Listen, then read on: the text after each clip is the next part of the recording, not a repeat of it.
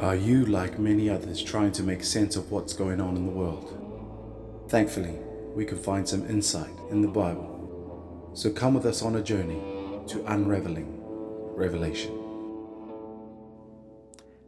We are going to start a 4-part series today on identifying Babylon in the book of Revelation.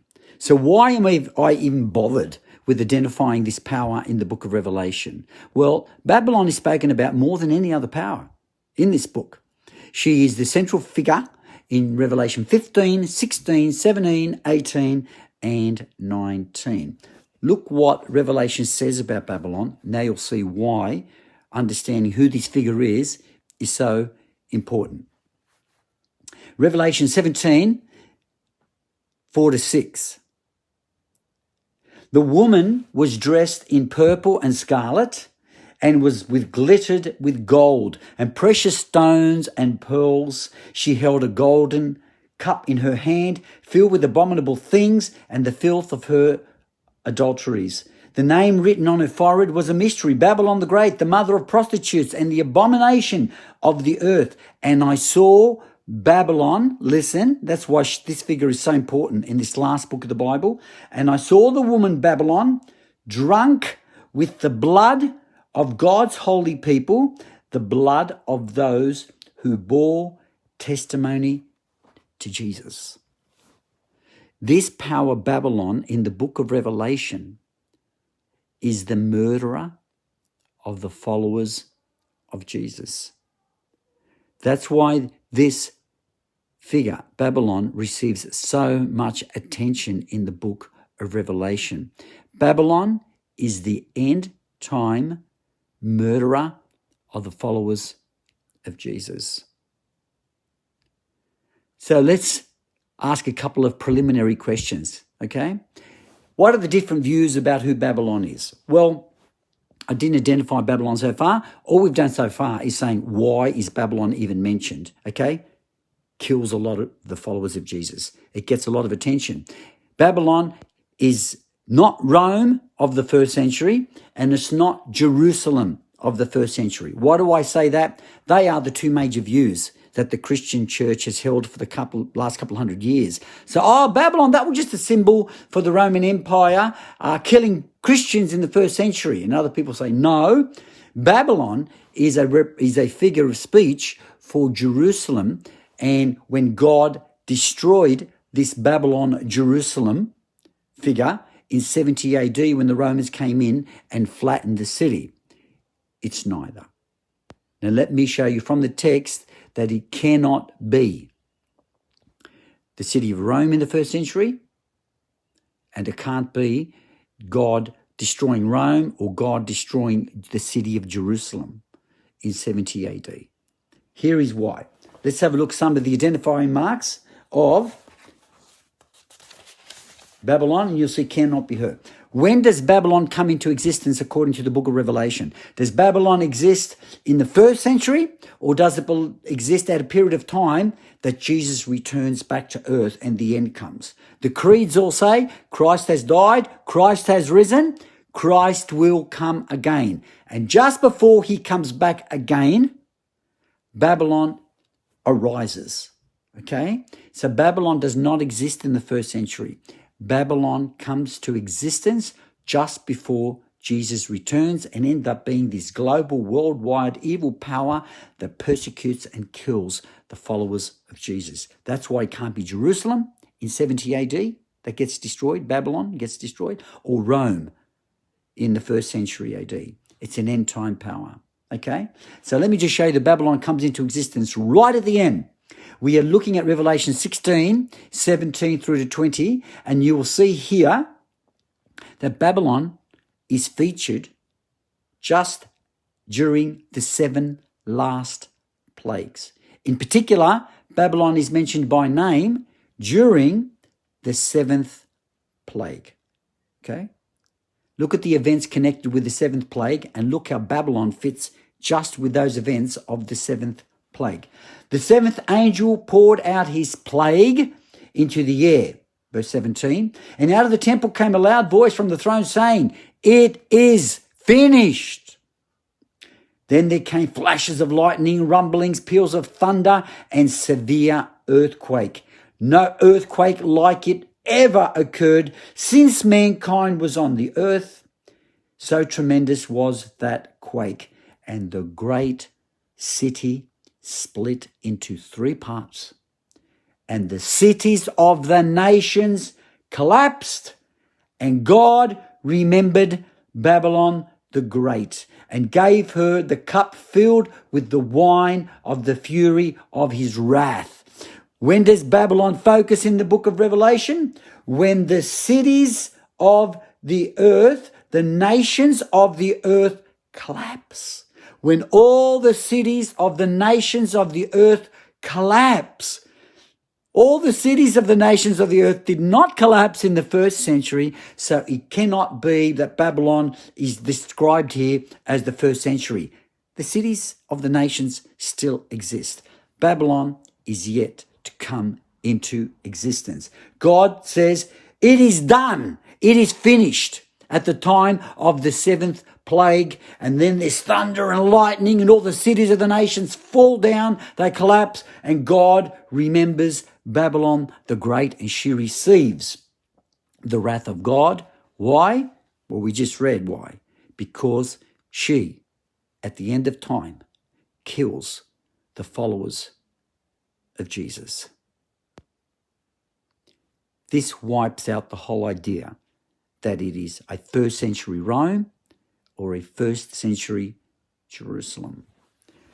There are specific issues as to why it can't be Jerusalem. Okay? Listen. Well, we know it's an end time thing anyway. It's not talking about the first century. But let's wipe out the idea that it's Babylon is a symbol for the city of Jerusalem, God's dumping on her and killing her through the Romans who came in and smashed Jerusalem in 70 AD. How do we know it's not that little city of 1.1 million people in the first century? Why it can't be? Revelation 17:18. The woman Babylon you saw is the great city that rules over the kings of the earth. Jerusalem rules over all the kings of the earth in 70 AD? No. It's not Jerusalem. Okay? It just doesn't fit. Is it Rome? Well, Babylon really features and comes to destruction just before Jesus comes up, when God said, is it finished? When there's earthquakes and all the cities of the nations fall. All the cities of the nations, and it's the end of the world, yeah? And Babylon receives the wrath of God because she has killed the followers of Jesus in an end-time context.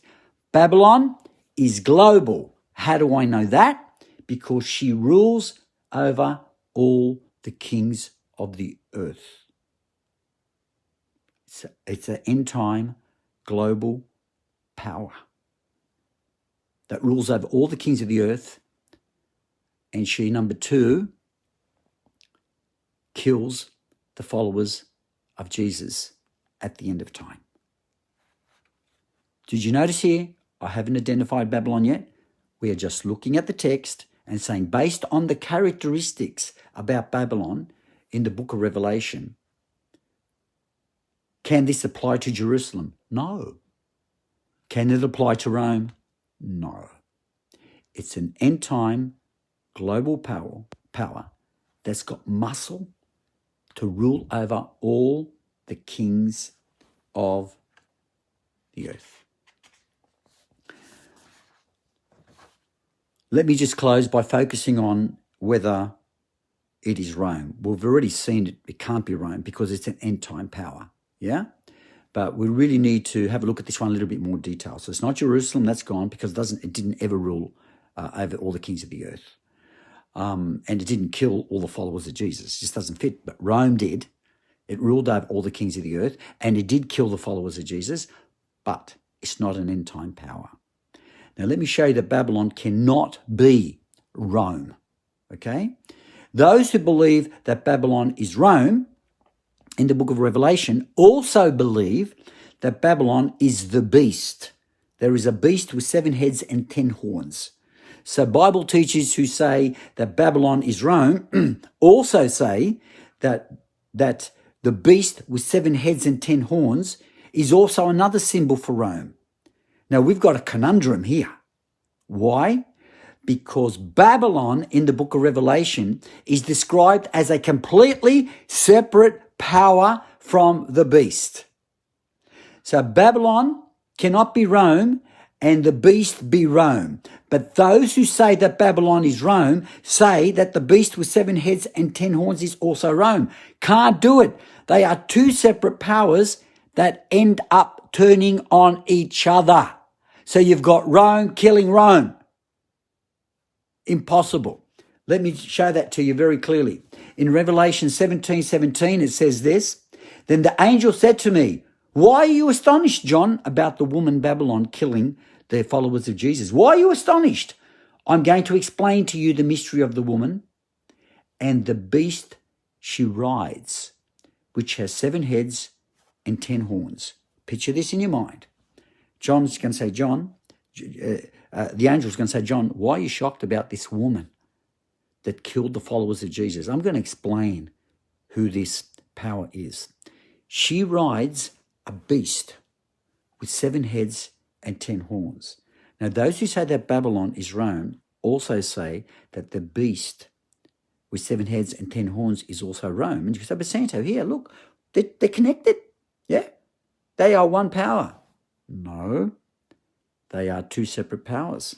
Because as you keep reading the story of this woman Babylon riding this beast with 7 heads and 10 horns, so those who believe Rome is Babylon and the beast is Babylon, they're on together. So, look, they're unified, they're one power. No, they're not.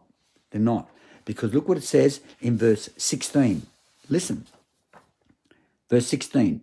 "The beast and the 10 horns you saw," the beast and the 10 horns you saw, which they say is Rome, "will hate Babylon, the prostitute." But if they are Rome, Rome hates Rome. They're distinct. "The beast with 7 heads and 10 horns will hate the prostitute. They will bring her to ruin," the beast with 7 heads and 10 horns. "They will bring Babylon to ruin. They will leave her naked. They will eat her flesh, and they will burn her, Babylon, with fire." You can't have this both ways. The beast with 7 heads and 10 horns can't be Rome, and Babylon be Rome when the beast with 7 heads with 10 horns turns against Babylon and kills her. Rome does not ride Rome, and Rome does not destroy Rome. And Rome does not exist, according to Revelation, at the end of time. Okay? Okay. So, Babylon comes into existence at the end of time. We've seen that. When all the cities of the nations fall, there's earthquakes, and God says it is finished, and God remembers Babylon because she has killed, in an end-time setting, the followers of Jesus. So it cannot be Jerusalem, it cannot be Rome. What do we know? 1, it's an end-time power. 2, she reigns over all the kings of the earth. This is global. A global end-time power that will persecute and kill followers of Jesus. So today we have seen who Babylon is not.